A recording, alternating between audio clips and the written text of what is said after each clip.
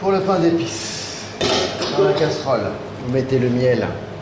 On mettra 250 g de miel et 250 g de sucre averti. D'accord. Là-dedans, vous mettez vos 500 g de sucre. Et on va faire chauffer. Chauffer le miel avec le sucre pour bien faire fondre. Voilà. Pendant que ça chauffe, laissez 150 g de farine avec les épices.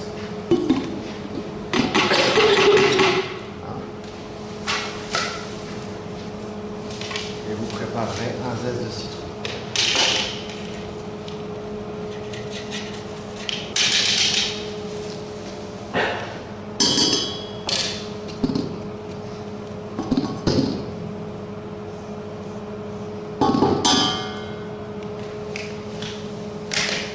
Ici j'ai 4 œufs. Ouais. Vous mettrez 250 g de farine de seigle avec la poudre levante qu'on mélange. Okay. Juste mélanger. Bien sûr, on mettra un petit peu de rhum. On peut mettre que du miel, hein, mais comme j'ai plus beaucoup de miel, on met du sucre averti.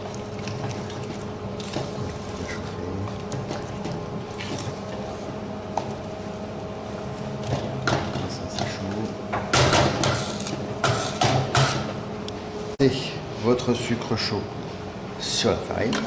Okay. D'accord.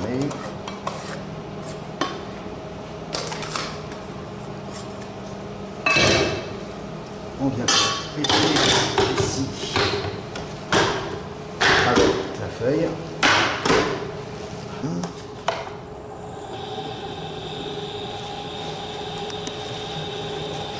Pendant ce temps-là, je prépare mes œufs.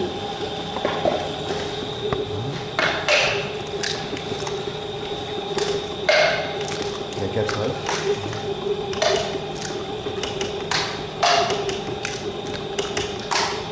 Et alors, attention, pas oublier.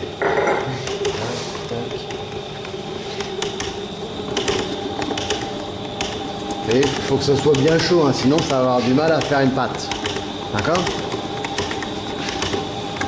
Voilà, ça fait une pâte, c'est ce qu'on appelle la pâte mère. En sorte qu'elle soit bien détendue, bien mélangée. On vérifie hein, que ça fasse une belle pâte, et donc elle est bien chaude.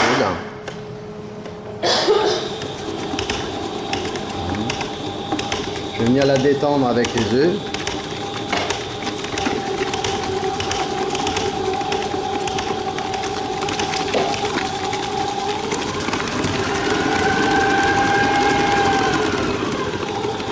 Voilà, on la détend bien avec les œufs. Voilà, bien mélanger la pâte mère avec les œufs pour bien la détendre. On n'oublie pas le rhum, une cuillère à soupe. La farine de seigle mélangée avec la poudre levante. 250 g.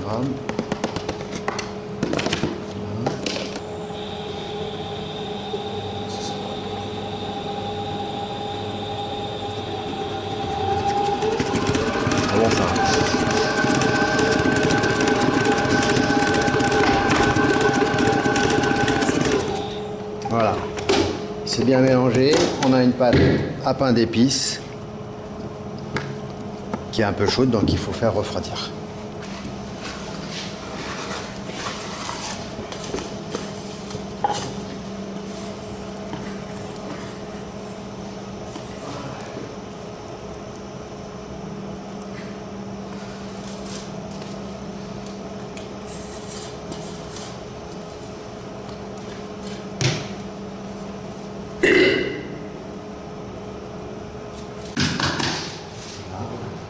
Une fois que c'est bien plat,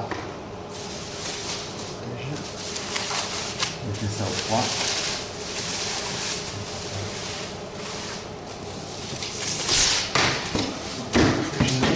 En manche farcée.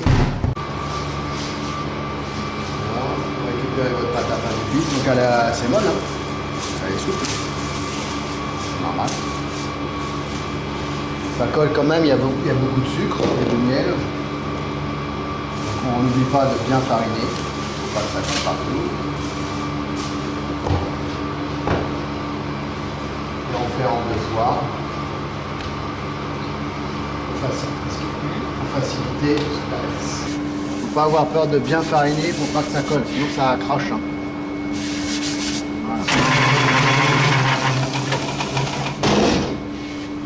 Je vais récupérer ici votre feuille. On glisse la feuille dessous.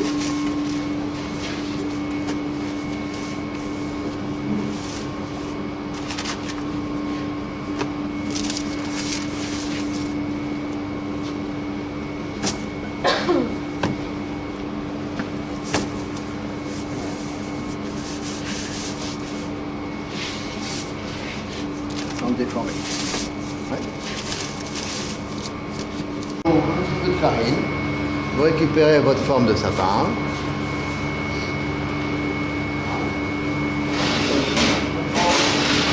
Un petit couteau bien propre. On va s'enlever de la plaque pour pas que ça gêne.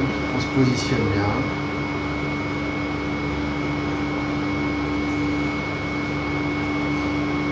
Alors, vous voyez, ça bouge un peu. Hein, pour pas que ça bouge, on passe un petit peu au congélateur. Vous détaillez vos formes.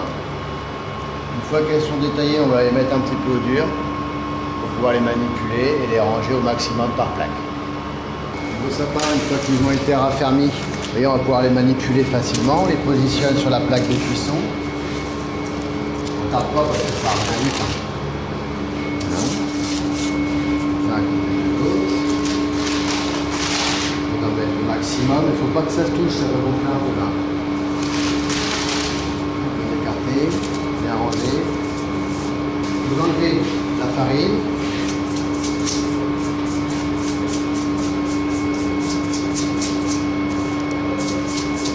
Enlever la farine. On va venir dorer une première fois ici.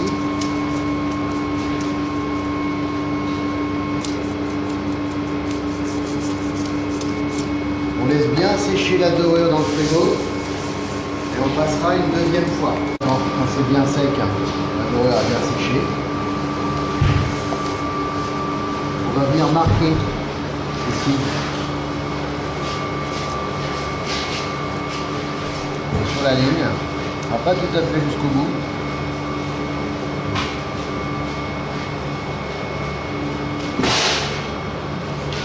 D'un seul côté du sapin, on tire un trait qui va de l'autre côté, bien assez enfoncé. Ceci. On va redonner un coup de dorure ici. Et on met ça au four ventilé à 180. Voilà. Une dizaine de minutes. Bon, ouais. C'est un petit peu coloré.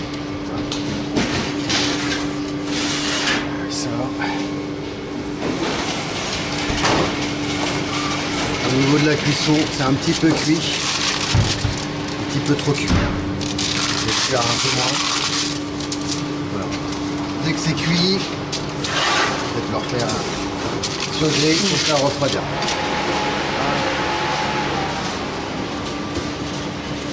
On va mettre cela.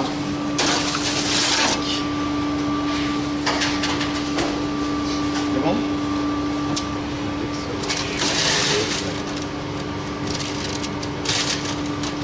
Voilà.